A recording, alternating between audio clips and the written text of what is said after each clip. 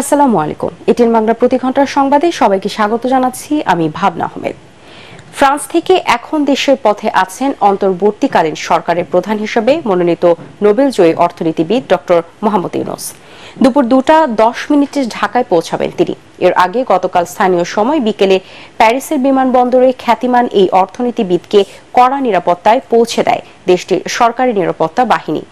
বিশ্বের বিভিন্ন গণমাধ্যম প্রতিনিধিরা সেখানে ডক্টর ইউনূসের প্রতিক্রিয়া জানার চেষ্টা করলেও তাৎক্ষণিকভাবে তিনি কিছু বলেননি। সাধারণ যাত্রীদের মতোই তিনি বিমানবন্দরের চেক ইন কাউন্টারে যান এবং আনুষ্ঠানিকতা শেষ করেন। ডক্টর ইউনূস দেশে ফেরার পর রাত 8টায় বঙ্গভবনে অনুষ্ঠিত হবে অন্তর্বর্তীকালীন সরকারের শপথ। রাষ্ট্রীয় এই আনুষ্ঠানিকতায় প্রায় 400 অতিথিকে আমন্ত্রণ জানানো হয়েছে বলে গতকাল সাংবাদিকদের জানান সেনাপ্রধান জেনারেল ওয়াকারুজ্জামান। অন্তর্বর্তীকালীন সরকারের আকার 15 জনের বেশিও হতে পারে বলে জানান সেনাপ্রধান। প্রস্তাব ছিল বিকালে করার, বিকালে খুব টাইট হয়ে যেতে পারে, কিন্তু উনি 2:10 থেকে হয়তো এখানে আসবেন। এটা মেবি ভেরি টাইট। আমরা হয়তো তাইলে রাত্রেবেলা রাত 8টার দিকে করতে পারি।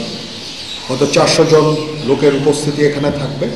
এই পরিসরে আমরা শপথ গ্রহণের অনুষ্ঠান ইনশাল্লাহ করব।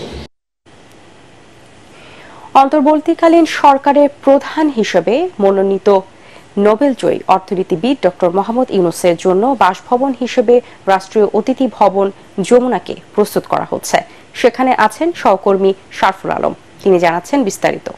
তত্ত্বাবধায়ক সরকারের প্রধান উপদেষ্টা ডক্টর মোহাম্মদ ইউনূসের থাকার জন্য রাষ্ট্রীয় অতিথি ভবন যমুনাকে তৈরি করা হয়েছে। আপনারা দেখতে পাচ্ছেন যে এখানে গৃহ ও গণপূর্ত অধিদপ্তরের যেসব কর্মকর্তা-কর্মচারীরা আছেন তারা কিন্তু কাজ করছেন এবং তারা তাদের এই ভবনটিতে থাকার জন্য যে ধরনের প্রস্তুতি দরকার, যে ধরনের গোছগাছ করা দরকার, অনেক দিন এই ভবনটি ব্যবহৃত হয়নি, আপনারা সবাই জানেন, এবং সেই জন্য কিন্তু তারা এই ভবনটিতে থাকার উপযোগী করার জন্য যা যা করার প্রয়োজন তারা কিন্তু পরিষ্কার পরিচ্ছন্নতা থেকে শুরু করে সব ধরনের কাজ করছেন। এবং এছাড়া আমরা দেখছি যে এই ভবনটিকে ঘিরে চারপাশে কিন্তু এক ধরনের নিরাপত্তা বলয় তৈরি করা হয়েছে এবং প্রধান উপদেষ্টার জন্য যে ধরনের নিরাপত্তামূলক ব্যবস্থা রাখা দরকার কয়েকটি স্তরের, সেটি আমরা দেখতে পাচ্ছি। এবং আমরা এটিও দেখতে পেয়েছি যে আমরা সেনাবাহিনী সহ প্রধান উপদেষ্টা নিরাপত্তার জন্য যারা যারা কাজ করবেন তাদের কিন্তু একটি অগ্রগামী দল এরই মধ্যে এখানে চলে আসছেন এবং তারা কিন্তু মহামান্য যে উপদেষ্টা, প্রধান উপদেষ্টা, তার থাকার যে জায়গাটি সেটিকে যাতে সম্পূর্ণ নির্বিচ্ছিন্ন রাখা যায়, নিরাপত্তা দিয়ে রাখা যায় এবং চারপাশে সেই ধরনের নিরাপত্তা বলে কিন্তু তারা গড়ে তুলছেন। তো এই ছিল আমার কাছে সবশেষ খবর। চেয়ারম্যান আবু হেনা মোহাম্মদ রহমাতুল মুনিমের পদত্যাগ ও বরখাস্তের দাবিতে কর্মবিরতি ও বিক্ষোভ করছে এনবিআর এর কর্মকর্তা কর্মচারীরা। সকাল থেকে বিক্ষোভ করতে দেখা গেছে তাদের এক দাবি চেয়ারম্যানের পদত্যাগ। এ সময় তারা যথাসময়ে পদোন্নতি দেওয়া সহ 13 দফা দাবি জানান। বৈষম্য বিরোধী রাজস্ব বোর্ডের কর্মকর্তারা ব্যানারে এসব দাবি জানান তারা। এদিকে এনবিআর ভবনের নিরাপত্তা জোরদারের দায়িত্ব পালন করছে সেনাবাহিনী। নিরাপত্তার স্বার্থে আজ ব্যাংক থেকে টাকা উত্তোলনের সীমা আরোপ করেছে বাংলাদেশ ব্যাংক। এক অ্যাকাউন্ট থেকে 1 লাখের বেশি নগদ টাকা উত্তোলন করা যাবে না। তবে এই সিদ্ধান্ত শুধু আজকের জন্য প্রযোজ্য হবে বলে ব্যাংকগুলোকে বার্তা দেওয়া হয়েছে। রাতে ব্যাংকের ব্যবস্থাপনা পরিচালকদের এই নির্দেশনা দেয় বাংলাদেশ ব্যাংক। নির্দেশনা অনুযায়ী একজন গ্রাহক নগদ টাকা উত্তোলন করতে না পারলেও যে কোনো পরিমাণ নগদ টাকা স্থানান্তর ও ডিজিটাল লেনদেন করতে পারবেন। পশ্চিমবঙ্গের জলপাইগুড়ি সীমান্ত দিয়ে ভারতে প্রবেশের চেষ্টাকালে প্রায় 1200 বাংলাদেশিকে আটকে দিয়েছে দেশটির সীমান্তরক্ষী বাহিনী বিএসএফ। গতকাল উত্তরাঞ্চলের পঞ্চগড় সীমান্ত সংলগ্ন ভারতের জলপাইগুড়ি এলাকায় এই নিয়ে উত্তেজনা দেখা দেয়। ওই বাংলাদেশিদের অনেকেই এখনও সীমান্তের জিরো লাইনে অবস্থান করছেন বলে জানিয়েছেন বর্ডার গার্ড বাংলাদেশ বিজিবি। পালিয়ে ভারতে যাওয়ার চেষ্টাকারীদের বেশিরভাগই আওয়ামী লীগের স্থানীয় পর্যায়ের নেতাকর্মী বলেও বিভিন্ন সূত্রে দাবি করা হচ্ছে। পশ্চিমবঙ্গের বিভিন্ন সংবাদ মাধ্যম গতকাল থেকে এই বিষয়ে নানা ধরনের নেতিবাচক সংবাদ প্রকাশ করেছেন।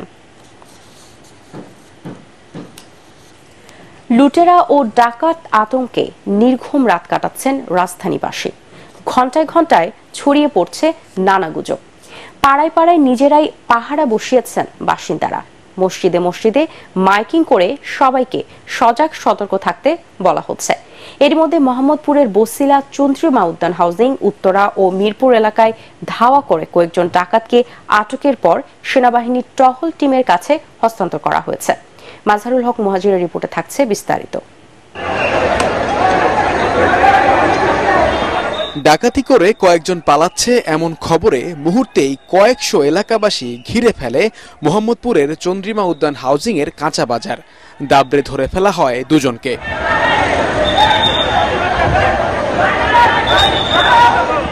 বয়সে কিশোর দুই লুটপাটকারীকে পিটিয়ে প্রায় মেরেই ফেলতে বসেছিল বিক্ষুব্ধ এলাকাবাসী। পরে উদ্ধার করে তাদের নিয়ে যান সেনা সদস্যরা। এর আগে ফেসবুকে বিভিন্ন এলাকা থেকে লুট, ছিনতাই, ডাকাতির নানা ধরনের খবর লাইভ করতে থাকেন নাগরিকরা। সাহায্য চাইতে থাকেন নানাভাবে। সামাজিক যোগাযোগ মাধ্যমের এই চিত্রে আতঙ্কিত হয়ে পড়েন রাজধানীর বিভিন্ন পাড়া মহল্লার লাখো মানুষ। এলাকার মসজিদে মসজিদে মাইক থেকে ঘোষণা দিয়ে সবাইকে রাস্তায় নেমে আসতে বলা হয়।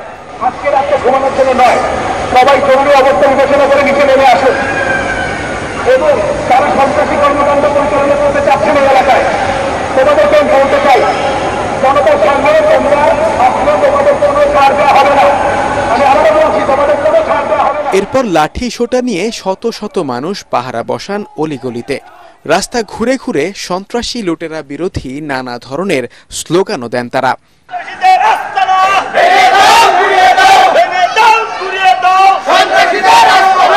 পুলিশের অনুপস্থিতির সুযোগে রাজধানীতে ছিনতাই ও ডাকাতির ঘটনা অস্বাভাবিকভাবে বেড়ে যাওয়ায় গেল 2 রাত এভাবেই কাটাচ্ছেন নগরবাসী। তৈরি হয়েছে ত্রাস আর ভীতিকর পরিস্থিতি। রাতভর জেগে নিজেরা নিরাপত্তা দিচ্ছেন, প্রয়োজনে সেনাবাহিনীকেও খবর দিচ্ছেন। যদিও কিছু কিছু এলাকায় স্কুল, কলেজ ও মাদ্রাসা শিক্ষার্থীরা নিরাপত্তা রক্ষায় নিজেরাই উদ্যোগ নিয়েছে, তারপরও আতঙ্ক কমছে না।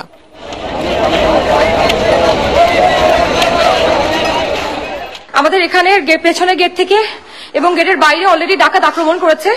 উত্তরার বিভিন্ন জায়গায় অলরেডি ডাকাতি হচ্ছে। আমরা একটু আগে উত্তরা টহল দিয়ে এসেছিলাম, তখন পর্যন্ত প্রিয়াঙ্কা ইউনিভার্সিটিতে কিছু হয়নি, কিন্তু এখন অলরেডি পেছনের গেট দিয়ে ঢুকে গেছে। আমরা সবাই বাসার নিচে দাঁড়িয়ে আছি, যার কাছে যা যা আছে তাই নিয়ে আমরা দাঁড়িয়ে আছি। এমন অবস্থায় বিভিন্ন এলাকায় নিজস্ব টিম গঠন করে কাজ করছেন বাসিন্দারা। পালা করে দিন ও রাতে তারা পাহারা দেবেন নিজ নিজ এলাকা। ডাকাত ঢুকছে, আমরা পাহারা দিচ্ছি, অনেক মানুষ মিলা।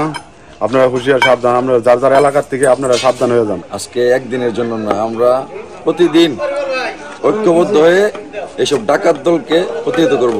আমরা ছাত্র জনতা, আমরা এই বাংলাদেশ গড়ার জন্য আমরা পাহারা দিচ্ছি। ইনশাআল্লাহ আমরা থাকবো, এই ডাকাতকে আমরা রুখে দাঁড়াবো। এই ক্রান্তিকাল মোকাবিলা করার জন্য সবাইকে ঐক্যবদ্ধ থাকতে প্রচারণাও চালানো হচ্ছে।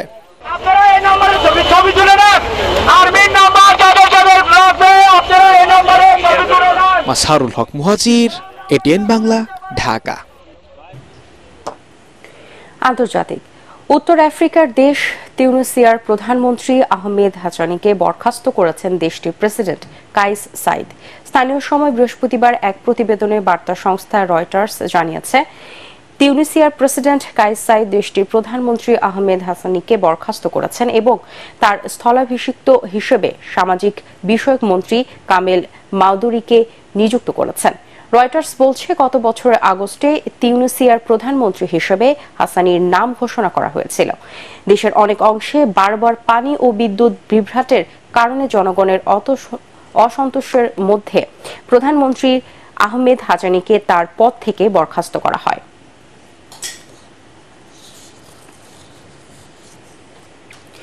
দুর্বৃত্তরা যেন দেশের সাম্প্রদায়িক সম্প্রীতি বিনষ্ট বা রাষ্ট্রীয় সম্পদ ধ্বংস না করতে পারে তা আমাদেরকে নিশ্চিত করতে হবে। দেশ আমাদের, দেশের সম্পদও আমাদের। নিজে সতর্ক থাকুন, অন্যকে সচেতন করুন। পরবর্তী সংবাদ দেখার আমন্ত্রণ জানিয়ে এখনকার মতো শেষ করছি। এটিএন বাংলার সংবাদ ইউটিউবে দেখতে ব্রাউজ করুন, youtube/এটিএন বাংলা নিউজ। ধন্যবাদ সবাইকে।